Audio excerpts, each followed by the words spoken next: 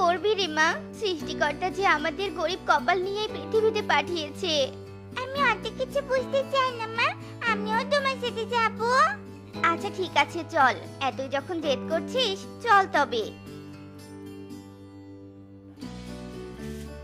টুনটুন, আমি এখানে কিছু কাঠ কাটবো। এই গাছটা বেশ বড়, এখানে অনেকগুলো কাঠ পাওয়া যাবে। আচ্ছা ঠিক আছে মা, তুমি কাঠ কাটো, আমি একটু চারপাশটা ঘুরে দেখি। এই বলে টুনটুন চারপাশটা ঘুরে দেখতে যায় আর টুনি গাছ কাটতে থাকে। কিছুক্ষণ গাছ কাটার পর সে গাছের কোঠর থেকে একটা বিষধর সাপ বেরিয়ে টুনিকে দংশন করে। ও মা গো, টুনটুন টুনটুন, হায় সৃষ্টিকর্তা, এ আমার সাথে কি করলে? আমার মেয়েটা এভাবে অনাথ হয়ে গেল। টুনটুন! কি ব্যাপার, মা ডাকলো মনে হলো? তাহলে মার বুঝি কাট কাটা শেষ? যাই, আমি বরং মায়ের কাছে যাই। মা! মা, ও মা, তুমি এ কি হলো? মা গো, ও মা, কথা বলো মা। ও মা, কথা বলো না। মারে, আমি তোকে একা রেখে চলে যাচ্ছি। আমাকে ওই বিষধর সাপে কেটেছে রে মা। আমাকে আমাকে ক্ষমা করিস মা, আমাকে ক্ষমা করিস। না মা না, তুমি আমাকে ছেড়ে যেও না। ও মা, কথা বলো না মা। মা, কথা বলো। কেন কেন সাপ দিদি, কেন তুমি আমার মাকে কেন কেটেছো? আমার কাছ থেকে আমার মাকে তুমি কেন কেড়ে নিলে? মায়ের কিছু হলে যে আমি বাঁচবো না।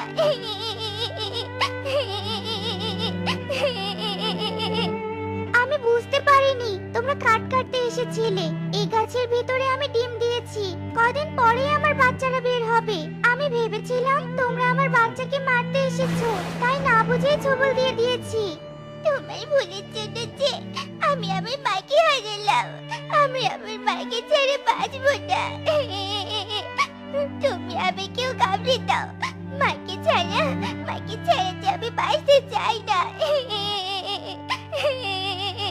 এভাবে বলো না আমি, তোমার মা এখনো মরে যায়নি, এখনো তোমার মাকে বাঁচানো যাবে। কি, আমার মাকে বাঁচানো যাবে? বলো সাপ দিদি, বলো আমার মাকে কিভাবে ভালো করা যাবে? শোনো তাহলে, উত্তরের বন পেরিয়ে সোনালী রঙের নদীর উপর একটা বড় ফুলকপির ঘর আছে। সেই ঘরের সামনে আছে একটা কালো গোলাপের গাছ। সেই কালো গোলাপের রস খেলে তোমার মা সুস্থ হয়ে যাবে। উত্তরের বন তো অনেক দূরে, মায়ের কাছে শুনেছিলাম, কিন্তু আমি কখনো ওই বন দেখিনি। দাঁড়াও, আমি তোমাকে একটা চাদর দিচ্ছি। এই নাও, চাদরটা রাখো। এই চাদর আমি কি করব? গরমে তো এই চাদর আমার কোনো কাজে আসবে না। আসবে, তুমি এই চাদরের উপর বসলেই চাদর তোমাকে সেই ফুলকপির ঘরের সামনে নিয়ে যাবে, আর ওখানে অনেক ঠান্ডাও থাকবে। সাপের কথা মতো টুনটুন সেই চাদরের উপর উঠে বসে আর সেই চাদর উড়তে শুরু করে। তাড়াতাড়ি যাও চাদর, তাড়াতাড়ি যাও, আমার মায়ের শরীরে যে বিষ ছড়িয়ে পড়ছে, মাকে যে আমার সুস্থ করতেই হবে। টুনটুন সাপের দেয়া সেই চাদর নিয়ে অনেকক্ষণ উড়তে থাকে। এরপর সে সোনালী নদীর কাছে পৌঁছায়। সেখানে বড় ফুলকপির বাড়ি দেখতে পায়। এখানে তো অনেক ঠান্ডা, বরফ পড়ছে। না না, আমি ঠান্ডা সহ্য করতে পারবো না, চাদরটা গায়ে দিই। ফুলকপিটা তো নদীর মাঝখানে, আর যাওয়ার জন্য কোনো নৌকাও তো নেই। তাহলে কি এই ঠান্ডার মাঝে আমাকে সাঁতার কেটে পৌঁছতে হবে? প্রয়োজন পড়লে আমি তাই করব, তবু আমি মাকে বাঁচাবই। ও বাচ্চা, শোনো না বাচ্চা, আমাকে একটু সাহায্য করবে? ও বাচ্চা। আরে দিদা, তুমি তো এতক্ষণ ছিলে না, হঠাৎ কোথা থেকে এলে গো? আমি এখানে ছিলাম, কিন্তু তোমার চোখে ফাঁদিনি। আচ্ছা সে যাই হোক, তুমি এই ঠান্ডার মাঝে এখানে বসে আছো কেন গো? তুমি তোমার ঘরে চলে যাও। ঠিক কপাল আমার নেই গো বাছা, আমার ঘর তো দূরের কথা, আমার তো তিন কুলে কেউ নেই, সেই জন্যই তো এই ঠান্ডার মাঝে জমছি। ও তা দিদা, তুমি আমাকে কেন ডাকলে? বললে যে সাহায্যের প্রয়োজন, ভালো দিদাকে সাহায্য করা লাগবে। তোমাকে সাহায্য করে আমি আমার কাছে যাব। এ ঠান্ডায় কি আর সাহায্য চাইবো তোমার কাছে বাছা? তুমি যদি তোমার গায়ে জড়ানো ওই চাদরটা আমাকে দিতে, তাহলে আমার খুব উপকার হতো। এই বুড়ো বয়সে এত ঠান্ডা যে সহ্য করতে পারছি নে বাছা, পারছি নে। চাদর? এই চাদর দিলে যে আমার অনেক ঠান্ডা লাগবে না। এই চাদর বরং আমি দিদাকে দিই। তিনি তো বুড়ো, বয়স হয়েছে, আমার থেকে বেশি হয়তো তার অনেক কষ্ট হচ্ছে। আর আমি তো এখানে বেশিক্ষণ থাকবো না। আচ্ছা ঠিক আছে দিদা, নাও চাদরটা তুমি রাখো। আরে আরে, কি হলো? নদীর জলে পা রাখতেই সমস্ত বরফ চলে গেল। আর ঘাটে নৌকাটা কোথা থেকে এলো? ও দিদা দেখো, আর ঠান্ডা নেই গো। আরে দিদা আবার কোথায় চলে গেল? এই গাছটা নিচে তো ছিল। কি হচ্ছে এসব আমার সাথে? কিছুই বুঝতে পারছি না। ভয় পেও না টুনটুন, এতক্ষণ তোমাকে পরীক্ষা করা হচ্ছিল। তোমার মনের মধ্যে পাখিদের নিয়ে কতটা ভালোবাসা মমতা, সেটার পরীক্ষা করা হচ্ছিল। কি কথা বলছো? আমাকে দেখা দাও বলছি, দেখা দাও, আমি তো দেখতে পাচ্ছি না। তুমি কেন?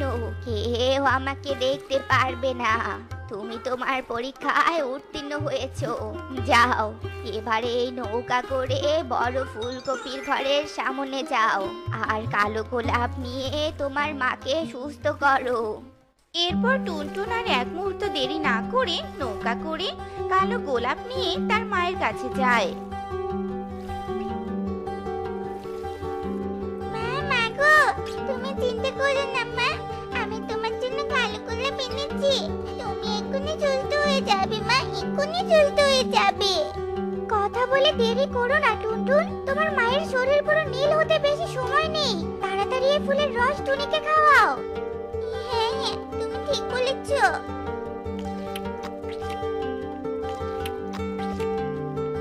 টুনটুন, টুনটুন, মা টুনটুন, মা টুনটুন। মা কথা বলছে। সাপ দিদি মা কথা বলছে। মা, মা আমি এই তো এখানে আছি মা। টুনটুন, আমি তো ভেবেছিলাম আমি আর কোনোদিন তোকে কাছে পাবো না রে মা। তা কি করে হয় মা? তুমি না থাকলে আমি বাঁচবো কিভাবে? আমি যে তোমাকে অনেক ভালোবাসি, অনেক। টুনটুন, কিন্তু টুনটুন এই অসাধ্য সাধন করলি কিভাবে? সাবি হয়েছে সাপ দিদির জন্য মা। আজকে যদি সাপ দিদি না থাকতো, তাহলে তো আমি তোমাকে ফিরে পেতামই না। তোমাকে অনেক ধন্যবাদ সাপ বন্ধু, তুমি ছিলে বলেই আজ আমার মেয়ে আমার বুকে। ধন্যবাদ আমার তোমাদের দেওয়া উচিত, কারণ আমি তোমাদের সাথে অন্যায় করেছি। না জেনে বুঝি, সবটা না জেনেই তোমাদের দুজনকে আমি অনেক কষ্ট দিয়েছি। তোমাদের একটা কথা জিজ্ঞেস করব, যদি কিছু মনে না করো? এভাবে কেন বলছো বন্ধু? তুমি আমার জীবন বাঁচাতে সাহায্য করেছো, একটা কেন, তুমি হাজার কথা বলতে পারো, আমি উত্তর দিতে রাজি আছি।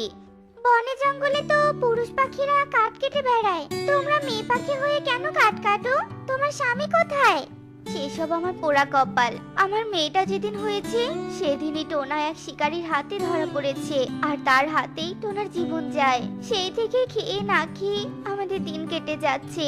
পেটের জ্বালায় বনে কাঠ কাটা শুরু করি, আর তা দিয়েই আমাদের মুখে কটা ভাত জোটে। মা তুমি মন খারাপ করো না, আমি পড়াশোনা করে অনেক বড় হব, আর চাকরি করে তুমি সব কষ্ট দূর করে দিব। তুমি শোনোনি, পড়াশোনা করেছি, গাড়ি করে চড়েছি। হ্যাঁ রে মা, সৃষ্টিকর্তা যেন তাই করে রে মা, তাই করে। টুনি, তুমি আমাকে বন্ধু বলে ডেকেছো, তারপর আবার আমার এত বড় অন্যায় ক্ষমাও করে দিয়েছো। তাই আমি তোমাদের সাহায্য করতে চাই। কি সাহায্য? চলো আমার সাথে। এই বলে সাপ টুনি আর টুনটুনকে একটা ঘরে নিয়ে যায়। সেখানে সোনা দানা হিরে জহরত দিয়ে ভর্তি ছিল। এ আমাদের কোথায় নিয়ে এলে সাপ বন্ধু? এটা হলো নাগ নাগিনদের গুপ্তধন। এই এক হাড়ি স্বর্ণমুদ্রা তুমি রাখো, এগুলো দিয়ে তুমি একটা দোকান দিও, আর টুনটুনকে পড়াশোনা করাও, তাহলে তোমাদের আর কষ্ট থাকবে না। না না বন্ধু, আমি এসব নিতে পারবো না। কেন পারবে না? কেন পারবে না বন্ধু? বন্ধু বলে ডাকলে আর বন্ধুর উপহার নিবে না? বিপদে তো বন্ধুই পাশে থাকবে। সাপের জোড়াজুড়িতে টুনি আর কিছু না বলে সেই মোহর ভর্তি হাঁড়িটা নিয়ে নেয়। এরপর টুনি একটা খাবারের দোকান দেয় আর টুনটুনকে ভালো স্কুলে ভর্তি করিয়ে দেয়। এভাবে আস্তে আস্তে টুনির খারাপ সময় কেটে যায়। টুনি তার মেয়ে টুকিকে নিয়ে ঘুম ভাঙলো না? জলদি করে ওঠ বলছি, স্কুলে যাবে কখন? উফ মা, আজকে স্কুলে যেতে হবে। হ্যাঁ হ্যাঁ, আজকেও যেতে হবে, কালও যেতে হবে, পরশুও যেতে হবে, প্রতিদিন যেতে হবে, বুঝেছিস? এখন আলসেমি বন্ধ করে যা, গিয়ে হাত মুখ ধুয়ে ফ্রেশ হয়ে আয়। আমি তোর জন্য খাবার রেডি করছি, কি বুঝেছিস? টুকি মুখে বিরক্তির ভাব নিয়ে ফ্রেশ হতে চলে যায়। আর টুনি তার মেয়ের জন্য বই খাতা গুছিয়ে টিফিন রেডি করে খাবার বেড়ে বসে থাকে। কিরে টুকি, একেবারের জন্য ওয়াশরুমে ঢুকেছিস না? আসবো, একা একা কিন্তু একদম বাড়ি ফিরবি না, কেমন? আমার বন্ধুরা সবাই একসাথে মজা করতে করতে বাসায় ফেরে, আর তুমি আমাকে জেলের কয়েদিদের মতো করে নিয়ে কেন ঘুরে বলো তো? আগে আমার মতো বড় হ, আমার মতো মা হ, তখন বুঝতে পারবি কেন তোকে আমি কয়েদিদের মতো করে আগলে রাখি। তোমার এসব আদিকের নামে একদম ভালো লাগে না, একদম না। টুকি বিরক্ত হয়ে ক্লাসরুমে চলে যায়। আর এদিকে মেয়ের এমন আচরণে টুনি বেশ কষ্ট পায়, তবুও হাসি মুখে সবকিছু মেনে নিয়ে অফিসে চলে যায়। আর সেখানে সে সততা আর মনোযোগের সাথে কাজ করতে থাকে। এদিকে তার বস এসে বলে, মিস টুনি, আপনার সততার কাজের প্রতি ভালোবাসা দেখে আমি মুগ্ধ হয়েছি। আর আপনার এই ভালো গুণগুলোর জন্য আপনার প্রমোশন হয়েছে। এই নিন প্রমোশন লেটার। আপনাকে অনেক অনেক ধন্যবাদ স্যার, অনেক ধন্যবাদ। প্রমোশন লেটার হাতে পেয়ে টুনি অনেক বেশি খুশি হয় আর সবার উৎসাহ পেয়ে আরো বেশি কাজের প্রতি মনোযোগী হয়ে যায়।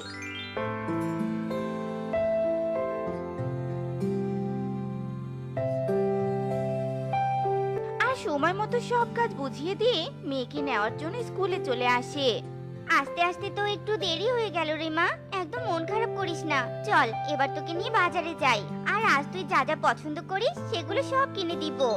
সত্যি মা, তুমি আমাকে তাই কিনে দিবে? হ্যাঁ রে মা, হ্যাঁ। এরপর টুনি টুকিকে নিয়ে বাজারে চলে যায় আর টুকির পছন্দ মতো সব জিনিস কিনে নিয়ে বাড়ি ফিরে আসে। ঘুমিয়ে পড়, আমি পুরো মাসের বাজারের তালিকাটা একটু দেখে নেই। আচ্ছা ঠিক আছে মা। টুকি গিয়ে ঘুমিয়ে পড়ে আর টুনি বসে বসে হিসাবের খাতা মেলাতে থাকে, কিন্তু কোনোভাবেই সে আর হিসাব মিলাতে পারে না। মেয়েটার এত উচ্চ চাহিদা মেটাতে গিয়ে তো আমি সংসার চালাতে হিমশিম খেয়ে যাচ্ছি। আলাদা করে তো আমি কোনো টাকাও জমাতে পারছি না।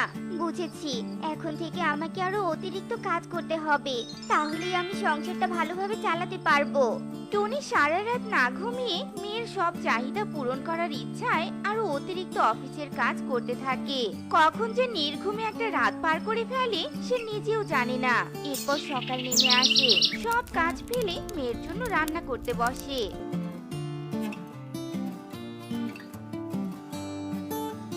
আর রান্না শেষে খাবার নিয়ে টেবিলেও চলে আসে। নে মা, খেয়ে সপ্তাহটা চালিয়ে নিস, কেমন?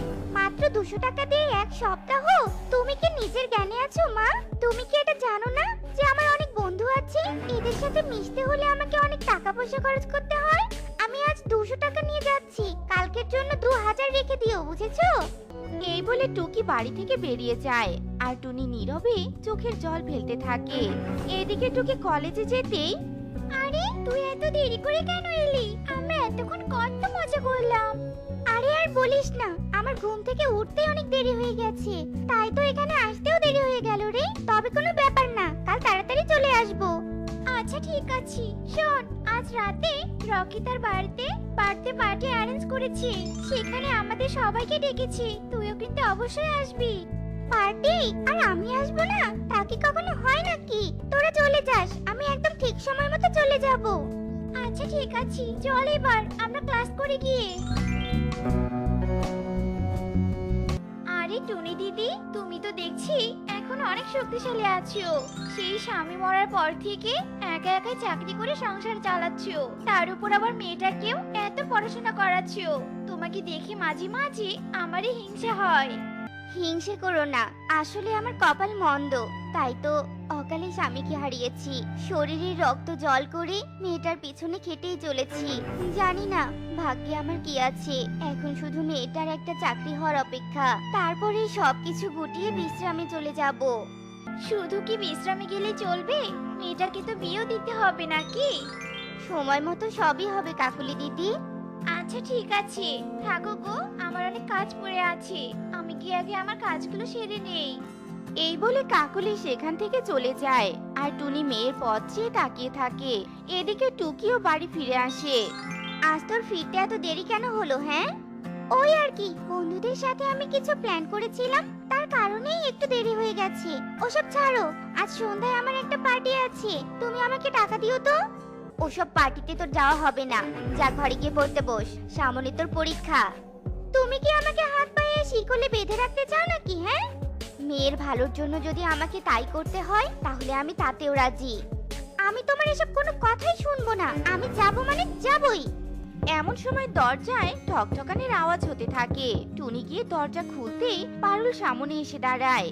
আরে টুকি, তুই এখনো তৈরি হসনি? চল তাড়াতাড়ি, পার্টি যে শুরু হয়ে যাবে। পারুল, তুমি এখন এসো, টুকি তোমাদের কোনো পার্টিতেই যাবে না, ওর সামনে পরীক্ষা, তাই ও পড়তে বসবে। মা, এটা তুমি কেন করলে? আমি যা করেছি তোর ভালোর জন্যই করেছি। পার্টিতে গিয়ে ছাইপাশ আর খেতে হবে না তোকে, বুঝেছিস? আমি গরম পায়েস রান্না করে দিচ্ছি, একসাথে বসে মা আমি মিলে খাবো। টুকি রাগ করে নিজের ঘরে গিয়ে চিৎকার করে কাঁদতে থাকে। এদিকে টুনি বুকে পাথর বেঁধে পায়েস রান্না করতে থাকে। আর হঠাৎ করে টুনি অন্যমনস্ক থাকার কারণে পায়েসের হাঁড়িটা টুনির শরীরে পড়ে যায়, আর তার পুরো শরীর পুড়ে যায়। আর টুনি চিৎকার করতে থাকে। তার চিৎকার শুনে টুকি দৌড়ে সেখানে আসে। মা, মা, তোমার তো পুরো শরীর পুড়ে গেছে, কে কোথায় আছো? জলদি এসো, জলদি এসো। টুকির চিৎকার শুনে কাকুলি দৌড়ে সেখানে আসে।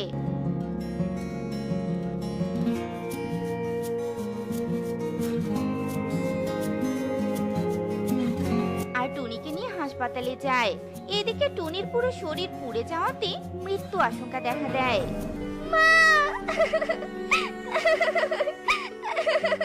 তোর মা তোর ভালোর জন্য রাতের পর রাত না ঘুমিয়ে কাটিয়েছি, নিজে না খেয়ে তোর জন্য রেখেছি, যাতে তুই একজন সৎ পাখি হতে পারিস, বড় হয়ে চাকরি করে মায়ের কষ্ট দূর করতে পারিস। তার কারণে তোর বাবা মারা যাওয়ার পর তোর মা আর বিয়ে করেনি, তার মা বাবার কাছেও যায়নি, তোর কষ্ট হবে বলে কোনোদিন নিজের চিকিৎসা করায়নি, টাকা খরচ হবে বলে। আর সেই মায়ের সাথে আমি এত খারাপ আচরণ করেছি। আমি আর কোনোদিন এমন করব না মা, তোমার সব কথা শুনবো, সব কথা শুনবো। টুকি তার মায়ের বাধ্য সন্তান হয়ে বাকি সময়টা কাটিয়ে দেয়।